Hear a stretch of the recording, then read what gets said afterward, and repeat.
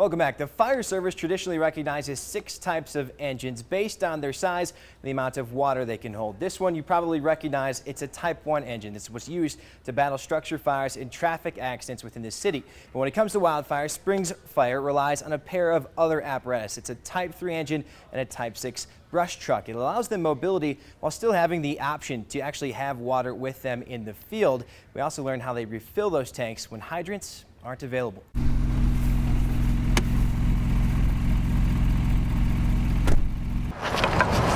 Go! No matter the fire, there is no better resource for Colorado Springs firefighters than water. Colorado Springs Fire Department has a great water supply in the city, but once you are away from hydrants and that sort of thing, you need to be very cautious with where you're using it and how you're using that water.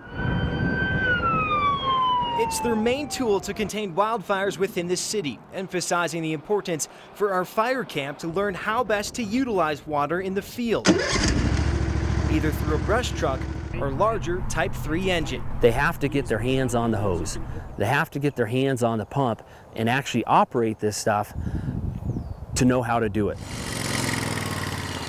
Brush trucks are all about mobility. We have backpacks with pre-laid out hoses that we can attach to the pumps on the back. It's very simple to operate, and we can set it up very quickly so that we can make a hit on a fire, pack it up really quickly. They also allow a small team of firefighters to pump and roll, spraying water on the fire while still moving, helping to cool down or reinforce a fire's flank. What's our water level at? But they can only carry 300 gallons, requiring firefighters be aware of their water usage. In wildland firefighting, we have to use water conservatively.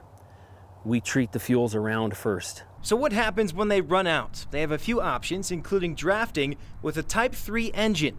Once it starts running, drop your choke down and then start throttling up. We learned how to do that in the field using a hard suction hose, putting water from a static water source into the tank and then using that.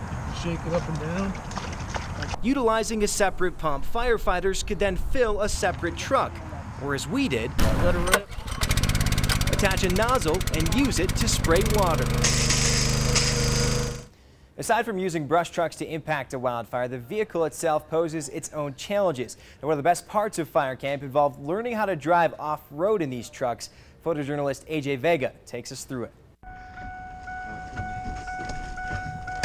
It handles differently than a car. It handles differently than a small or mid-size or even large pickup truck. These are really large dualies, some of them, with especially wide axle-to-axle length. So yeah, it took some getting used to, but I think we mastered that pretty well by the end of the day. Learning the capabilities of the vehicle, and specifically with our Type 6 brush trucks, they have a high center of gravity, so we need to be careful, especially when you're going over a bump. There's your breakover, your approach angle, your departure angle, you need to take all those into account. The turning radius of the vehicle, so making wide. They're going to put me just acting like an idiot. And also using spotters for safety when we can't see over a ridge. That's, safety is important to us. And I nailed it, sir. Off-road driving, that was a lot of fun.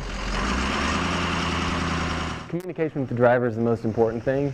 Being able to keep eye contact and being aware of your surroundings, situational awareness. You're their eyes outside of the vehicle. We'll be right back.